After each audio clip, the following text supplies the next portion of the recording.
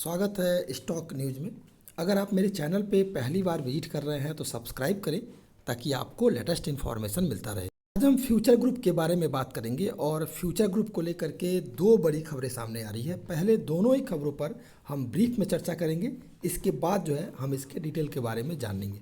तो जो पहली बड़ी खबर सामने निकल के आ रही है इसमें ये है कि बेजोस ने फ्यूचर रिटेल के खिलाफ जो है डील के लिए बैंक ऑफ इंडिया के खिलाफ जो है युद्ध छेड़ दिया है। और बैंक ऑफ इंडिया के खिलाफ जो लड़ाई ये लड़ना शुरू कर रहा है, इससे क्या असर पड़ेगा निवेशकों पर, इस पर हम चर्चा बाद में करेंगे। फ्यूचर ग्रुप को लेकर के जो दूसरी बड़ी खबर सामने आ रही है इसमें ये है कि फ्यूचर ग्रुप के chief financial officer CP Tosniwal ने इस्तीफा दे दिया है। इसके बारे में भी हम जानेंगे कि आखिर में इनके इस्तीफे के बाद से क्या असर जो है पड़ता हुआ फ्यूचर ग्रुप पर दिखाई देगा। तो सबसे पहले जो हम इसी न्यूज़ पर लेकर आगे चलते हैं और जानने की कोशिश करते हैं कि आखिर में फ्यूचर ग्रुप के चीफ फाइनेंशियल ऑफिसर ने इस्तीफा क्यों दिया है। देखिए, इस समय सभी जानते हैं कि फ्यूचर ग्रुप भारी कर्जे में डूब रहा है और इस पर जो है दिवालियापन की कार्रवाई जो है कभी भी हो सकती है। हालांकि अभी 6 जून तक का समय दिया गया है इस पर सुनवाई करने के लिए। तो इससे पहले जो है इस समय देखा जाए तो फ्यूचर ग्रुप के chief financial officer CP Tosniwal ने अपना इस्तीफा दे दिया है और इनका जो इस्तीफा जो है 12 मई से प्रभावी हो जाएगा। आज हालांकि 15 मई है और तोसनीवाल से पहले जो है हाल में कई बड़े अधिकारी इस्तीफा दे चुके हैं।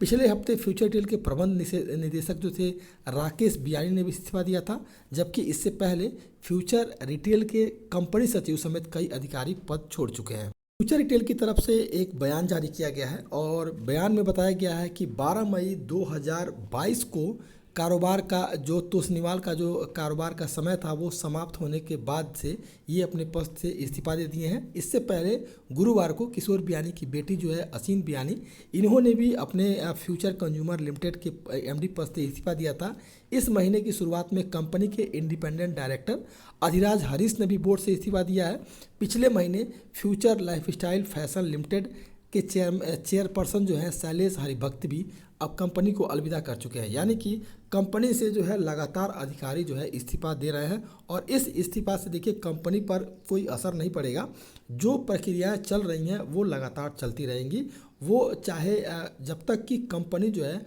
अपने आप को ये नहीं बताती, यानी कि फ्यूचर ग्रुप कोर्ट में अपने आप को ये नहीं बताता कि वो उसके ऊपर दिवालियापन की कार्रवाई नहीं शुरू की जाए और सारे कर्जे अगर चुका देता है तो इस इस्तीफे का कोई भी असर नहीं पड़ेगा। जो दूसरी बड़ी खबर है, ये एक बड़ी खबर सामने निकल के आ रही है कि दूसरी ये बड़ी खबर है कि बियानी और अंबानी के बाद बेजोस ने फ्यूचर रिटेल डील के खिलाफ जो है बैंक ऑफ इंडिया के खिलाफ जो है युद्ध छेड़ दिया है। इसका क्या असर पड़ेगा हम न्यूज़ से जानने की कोशिश करते हैं। अमेज़न ने एनसीएलटी में आवेदन दाखिल करके फ्यूचर रिटेल के खिलाफ दिवालियापन की कार्रवाई को स्वीकार नहीं करने का अनुरोध किया है। अनुरोध इसलिए किया है कि वो चाहता है कि फ्यूचर रिटेल जो है उसके पक्ष में आ जाए, उसे मिल जाए और उसके बाद से पूरे भारत में जो भी मल्टी स्टोर है कि फ्यूचर रिटेल के जितने भी स्टोर हैं उस पर उसका आधिपत्य हो जाए और वो जो है फ्यूचर रिटेल को पूरा हैंडल करे। इससे पहले जो है बैंक ऑफ इंडिया और दिल्ली स्थित फोरसाइट इनोवेशन ने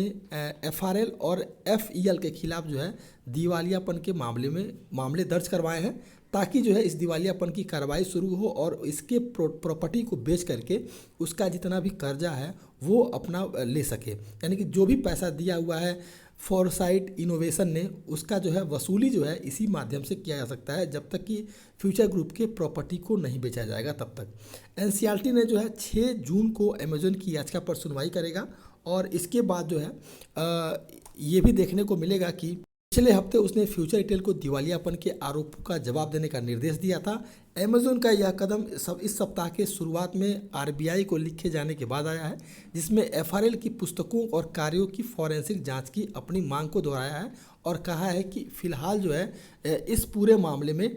फ्यूचर रिटेल के खिलाफ जो है दिवालियापन की कार्रवाई ना की जाए। अमेज़न के पास एफआरएल और उसके उधारदाताओं के बीच कथित अनियमितता और मिलीभगत है, जिसके कारण जो है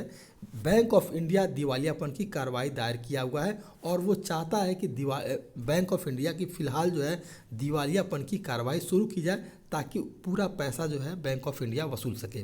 देखिए फाइनेंशियल रिपोर्ट की जो रिपोर्ट सामने निकल के आ रही है फाइनेंशियल एक्सप्रेस की, इसमें लिखा गया है कि अमेज़न ने एनसीएलटी को अपनी याचिका में आरोप लगाया है कि एफआरएल और उसके खिलाफ जो है दिवालियापन के आरोप दाखिल करने के बीच जो है मिलीभगत है, यह दावा करते हुए कि इसकी कार्रवाई अमेज़न के अधिकारों से समझौता करेगा। दूसरी बात सामने निकल के ये आ रही है कि आउटलुक बिजनेस है, इसने अभी आरोप लगाया है और इसने अभी अपने आर्टिकल में लिखा है कि अमेज़न द्वारा किशोर बियानी की कंपनी के खिलाफ दिवालिया कार्रवाई शुरू करने के खिलाफ एफआरएल के सुरक्षित लेनदारों के किसी भी कदम का विरोध करने की संभावना की सूचना दी है।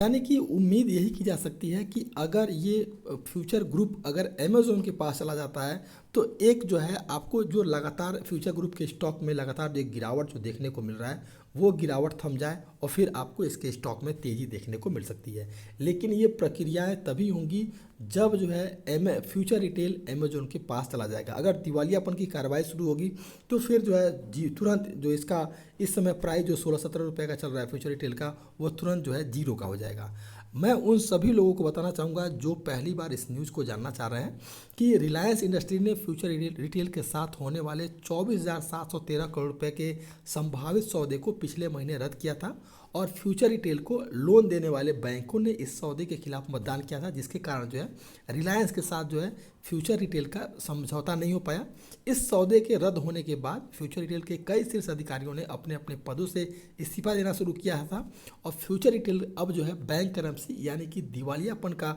कार्रवाई का सामना कर रही है। तो इसके लिए जो है इसके पास समय है फ्यूचर रिटेल के खिलाफ कि वो जो है दिवालियापन की कार्रवाई से बचे और इसके लिए उसके यही करना होगा कि उसे कुछ प्रॉपर्टी को बेचना होगा और बेच करके अपने कर्जे को चुकता करना होगा। तो ये था फ्यूचर रिटेल। अगर आप मेरे चैनल पे पहली बार विजिट किए हैं तो सब्सक्राइब करें ताकि आपको लेटेस्ट इन्फॉर्मेशन मिलता रहे।